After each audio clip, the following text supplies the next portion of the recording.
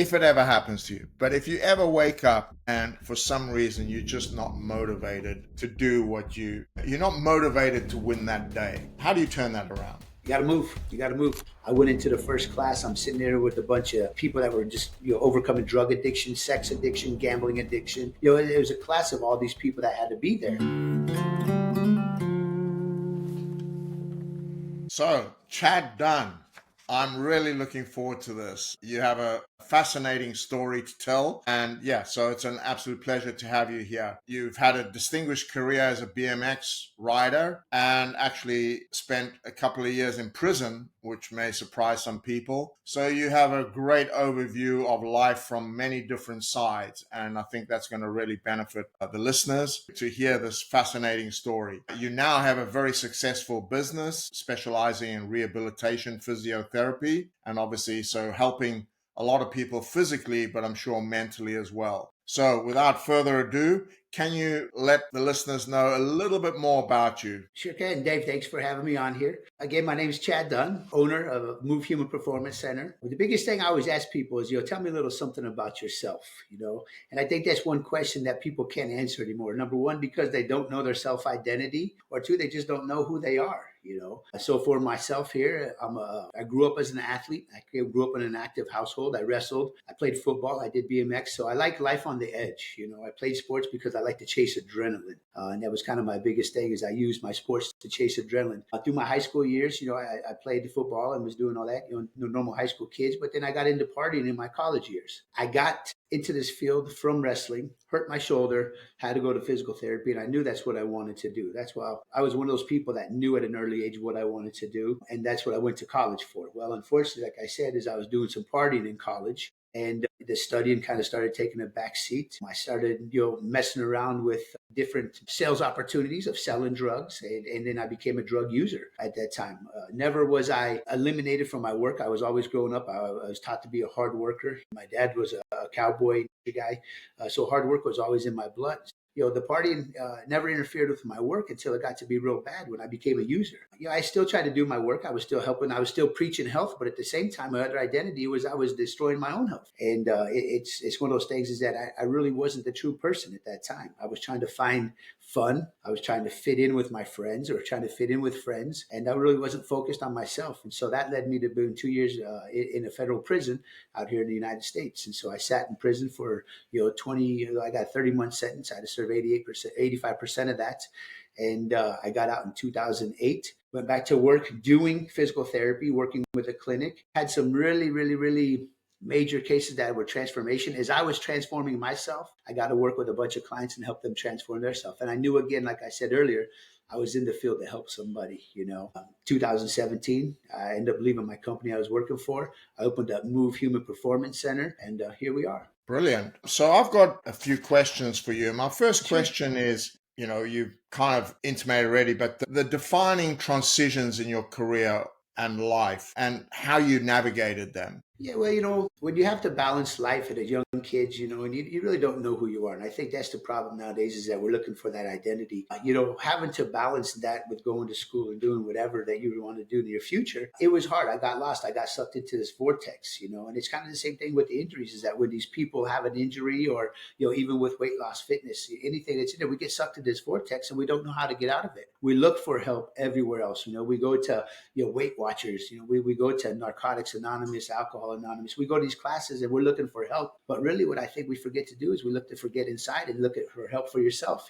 It all starts with you. It all starts with you. That's very true. I think, as a coach, I've been very aware that it doesn't matter what you tell anybody. Nobody's going to take that on board unless they're ready for it. And often, you can help people in the right way, but if they're not ready to hear it yet, then it's not going to land at all. And, maturity obviously helps that. How do you feel about, is it better actually to go through a period of not knowing yourself and experimenting before you find yourself? Or do you think you want to start trying to define who you are at a younger age, You know, because you miss and, out on a lot of fun if you know exactly what you want and have your identity sewn up. no, and you're absolutely right. You know, and that's kind of the devil's advocate. You know, and we as parents, we don't want our kids to stress, and so we preach everything. Go be a doctor. Go be an attorney. Go be a teacher. You know, go get a good education so that way you can have your future.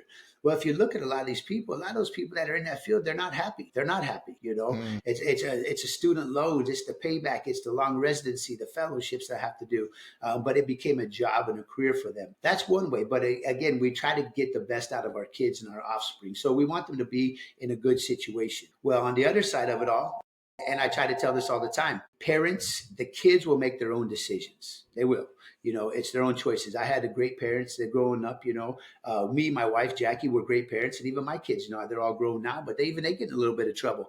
But I want them to do that. I want them to get in a stressful situation, and I want to see how they get out of it, you know, because I think right now in this world, we as coaches, we do a lot of thinking for the kids. You know, they want to be told what to do. Kids want to be told what to do. Coach, what time do you want me to show up? Coach, how many balls do you want me to hit? How many serves? How many forehands? How many backhands? You know, they want to be told on what they have to do. But then when we release them and they become their own person, they don't know how to think because we do the thinking for them. So I want them to learn how to think. You know, the critical thinking is a huge thing. And for me, the trouble I put myself in, I never played the victim mentality. I was always the one that did it. You know, it was entertainment purposes. I put myself into these positions, and I knew I was going to be fine because I knew how to get out of them. And I knew there's a way to get out of them. And that's through grit. You know, it's just like anything else. Yeah. When you get down, you have to figure out how to do it all. I wasn't looking for help anywhere else. You know, my parents tried to help me. The system tried to help me. But at that time, I didn't, like you said, I didn't want the help. I was still having fun, you know. Yeah. Unfortunately, when I got incarcerated and I had to sit there, I said, okay, the fun is over. You know, now it's time to take a big look at yourself,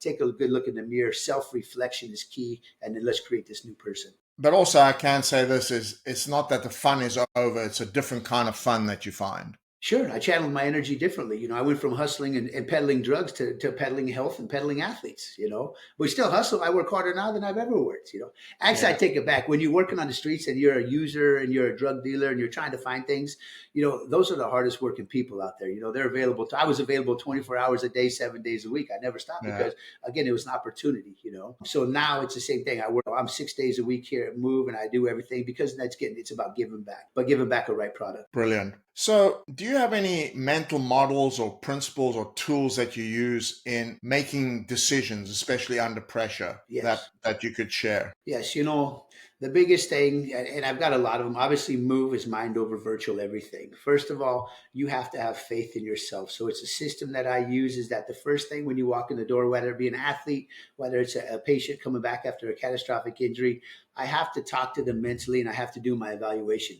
Are you sure you're in for this long ride? And that's really it, you know.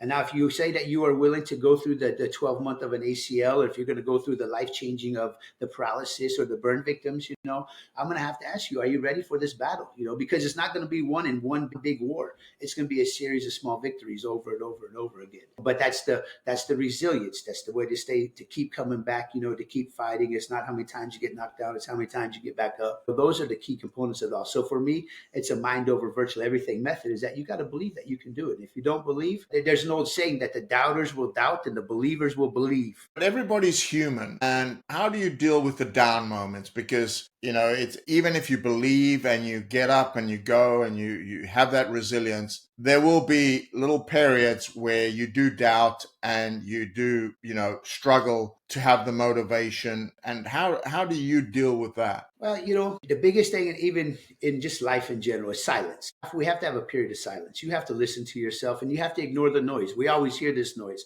You know, so I've got the outside noise, I got the inside noise. Well, sometimes the inside noise of what we hear ourselves say to ourselves is the worst, you know. So Yeah. instead of me being the inner critic, I try to be the inner coach. And I learned that when I was locked up. You know, there's lonely nights out there when my family would come and see me and they would leave. You know, at the time when my wife would come up and bring the kids and we get to have this nice little 2 hour, 3 hour, 4 hour meeting. But then I got to see them walk out the gates and I'm still stuck in prison. Like, I have to say goodbye, but I get to see them leave, you know. So that's a time when you have to be able to coach yourself, is that there's going to be another day. There's going to be another point. There'll be another game, another set, another match, but you have to focus on what is important right now in front of you, you know.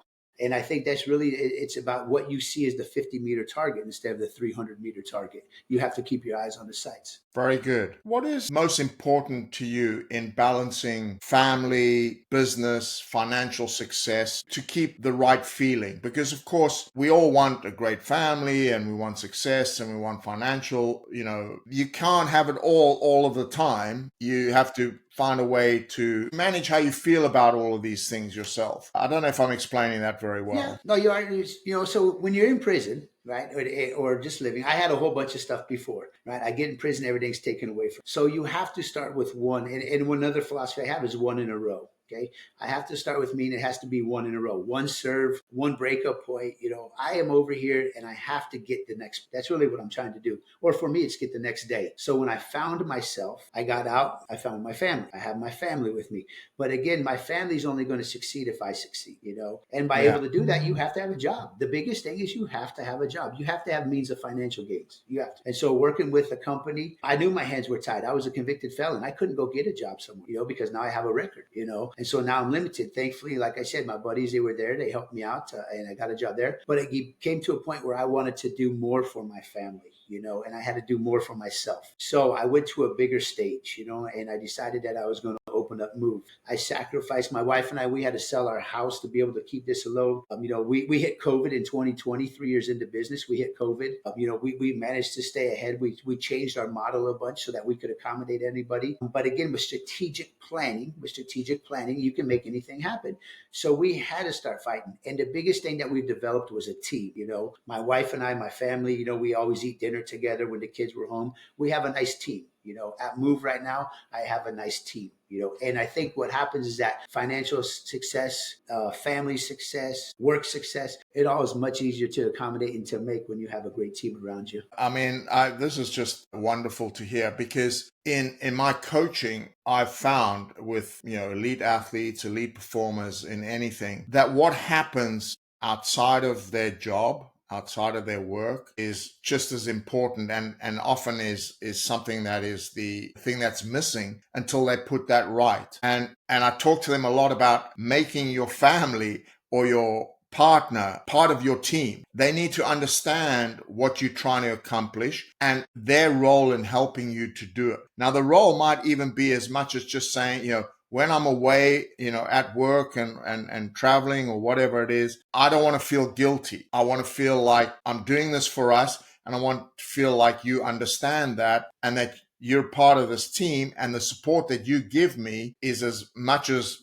my coach gives me or my physical trainer gives me, or you are very much part of this team. But in return, we will set up aside times where it's just our time and we have that to look forward to. And once they start to incorporate people close to them as part of their team, that's often when things change for the better and the real success can kick in. And that's true. I always look at the target or a bullseye. That outside ring is pretty big. So you can fit a lot of friends in there, a lot of family, a lot of supporters. You can put all that in there. But when you get to that inner circle in the middle of the bullseye, it's pretty small. Not everybody can fit into that. So I'm going to have to kick some people out, or I'm going to have to dump some people along the line, But in the inner circle of what you have, those are the people that are there to support you. I got lucky, when we started Open Up Move, my wife, she ended up having to stay with me. She was a bartender, and now she's a medical biller and a HR, and she runs all the operations of it all. But I got lucky because I got my wife grinding next to me as much as possible. Sundays, that's our date night. Saturdays, date night, Sundays is our family time. So you have to learn to separate work. You have to learn to separate the family stuff. But at the same time, is that my wife's there to push me, right? She knows what I have. She knows my ability to help people. I understand what it is because I've helped myself and I've helped many along the way. But I know that there's a bigger stage out there for me. And she's been pushing me. That's how I got this book started. For my 50th birthday, she says, I want you to write this book and tell your story. So it is so much, it's just amazing when you have somebody on your side that can help give you that extra push, whether it be a wife, a spouse, a husband, or a coach. At the end of the day, somebody's leading you in the direction you want to be. And when you have a good leader pushing you, as we all know, as coaches, it's much easier to get to that final destination. Absolutely. So I've got a couple of quick questions for you. And the first one is, is, what's a common myth or piece of bad advice that you hear in your field? I say this one all the time, and I'm sure, the hard work. If you want to be better at something, you got to work hard. And I hear that all the time. Living in Arizona, hard work is the people that are outside in the summertime digging ditches and it's 120 degrees. If you work hard, you're going to get tired, right? But if you work smart, you're going to get better. So I don't really like to use the word hard work. I like to use smart work, right? You work hard, you get tired. You work smart, you get better. That's one of my biggest advices. Well, I like that. I'm going to steal it. No, go ahead. Go ahead. Yep. Well, I look, like I said, I see these guys digging ditches. It's 120 degrees. I said, I tell all my athletes, if you want to work hard, that's hard work. They're outside. I'm smart. I got 77 degrees indoor every day in the summer in Arizona. I never feel the 120 degrees. Yes. So who or what has influenced the way you think about leadership the most? I've got a lot of them. I look up to a lot of people. I've got a lot of mentors that I've been around, especially since I came back in 2008 and I've got a really, really clear head. I grew up in the Arcadia neighborhood, which is very affluent. I had Robert Kiyosaki and Kim Kiyosaki, which is the rich dad, poor dad riders. So I've been around. I used to train Kim, the wife. I trained her. So I've been around a lot of positive people, and I just sit back and watch. I had a gentleman that had an insurance company. He'd have sold it for 660 million. So I see what hard work can do for you. And then as I've opened up Move, I've continued to look more on the business side. I've got a lot of CEOs. In my book, I talk about some CEOs that I look after. Some media people, car sales and car lot people. There's a lot of them that I look and I see their business model. And really, what I see from them all is they all give back. And that's where I'm at right now.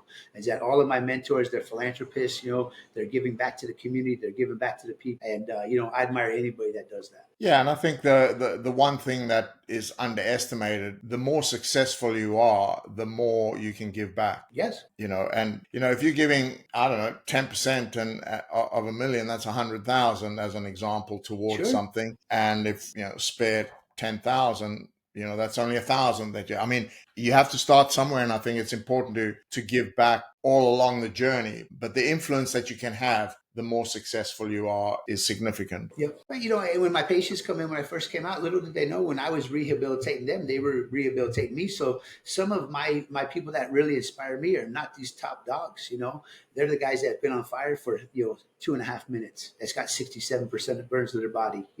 His name's Anthony. I can tell you one for sure. His name's Anthony Ramos. He's inspired me more than anything just to see what he's gone through as a young 24-year-old male. He's got 2 little beautiful babies. He's got a wife, and here he is 4 months in a coma after sustaining severe burns.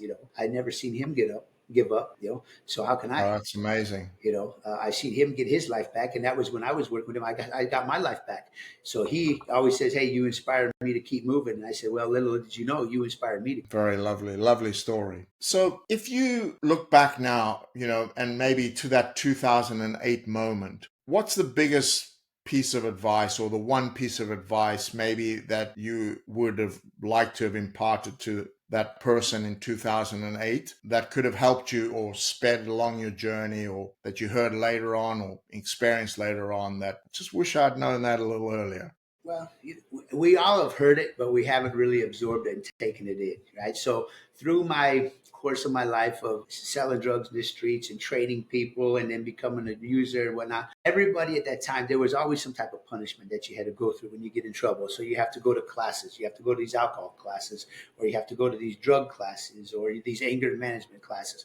And so when you went in there, they put a label on you. They said that, hey, you are an alcoholic, or hey, you are a drug addict, or hey, you're a violent person, or some stuff. And I'm sitting there thinking that's not really true, because that's not me. I just like to have fun. I go out and have entertainment.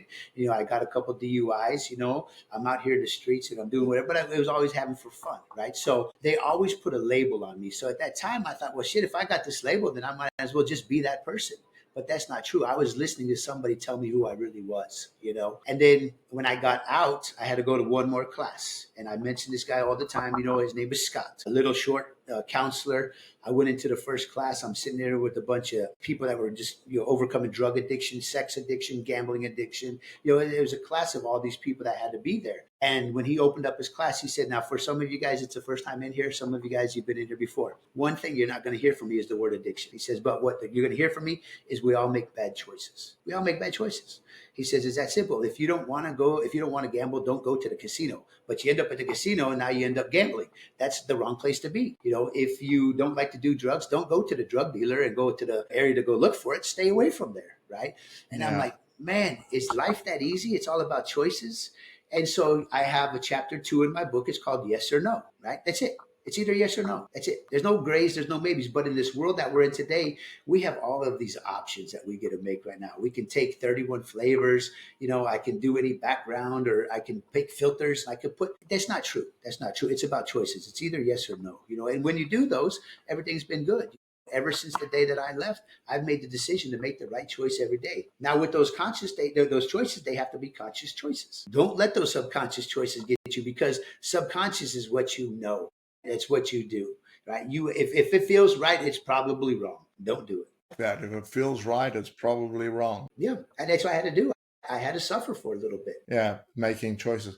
I mean, it's interesting you say that, because when athletes feel sorry for themselves and, they've had a bad loss, didn't achieve a goal that they set out for, whatever. And, they'll even sometimes say, oh, I just feel like giving up. And I'll always say to them, this is very easy. You either stop or you carry on, but you need to carry on with the right attitude.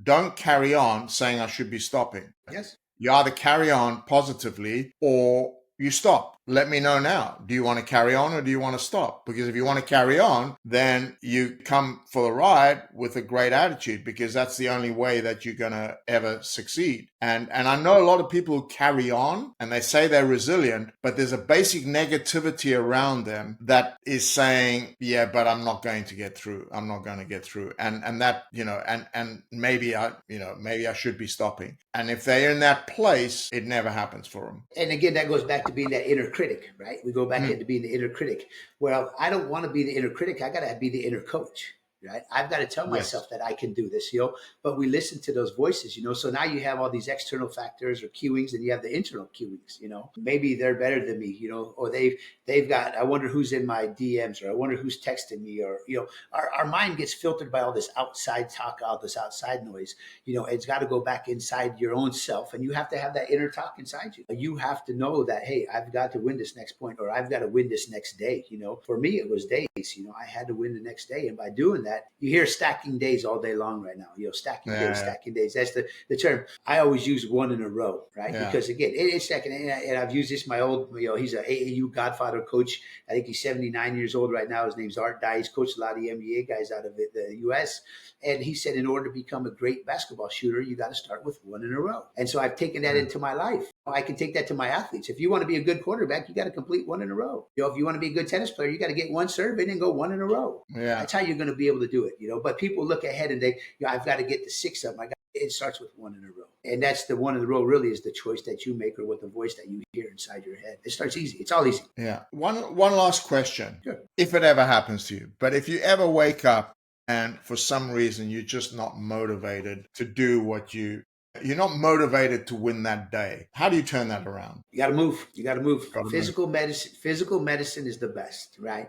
I've got he's one of my other mentors. He's 91 years old. He was a Honeywell guy back in the day, CEO, very, very polished businessman. To this day, I think he probably still walks 12,000 steps a day, at 91. Movement is medicine. Movement is medicine. Yeah. And so even through the addiction stuff, I know a lot of it, they talk about exercising because it releases the serotonin, the dopamine, the norepinephrine, all the good chemicals that we chase, and that helps us feel better. That's what exercise does to you, So if it is those days, and you don't have to go out and kill yourself and crush yourself, but you just have to get out and move. Breathe, take some big deep breaths. I think that's one of the biggest things that people don't do now. They don't breathe. Breathing is important because it gives us that sense of just relaxation, or we can exhale any of the bad things that are in our body. And then my last thing, I think the biggest thing is, as I said, you have to have silence. If we're driving in the car, we got the music on, people are running, they've got the AirPods in their ear. There's always music. There's always some type of noise. So you have to sit in silence. And again, that's what I learned in prison. You're real thinking. And when you gather yourself to be able to know what you want to do, you got to sit in silence. And so it might be, sitting on the couch for about, 2 minutes and just like, you know what, now's not the day to sit here. You better get your butt up and start moving. And when you do that, 5 minutes later, you're going to be fine. Brilliant. Thank you very much. It's been an absolute pleasure. Chad, great to see you again. It's been fascinating chat that we had. I think your story is amazing, and I just love your energy. It just comes through the screen, that you're not just a positive person, but the vibe I get is a very good person. Thanks for watching Locker Room Power with David Sammel. If you enjoyed the episode, hit subscribe and leave a comment on your favorite platform. See you in the next one.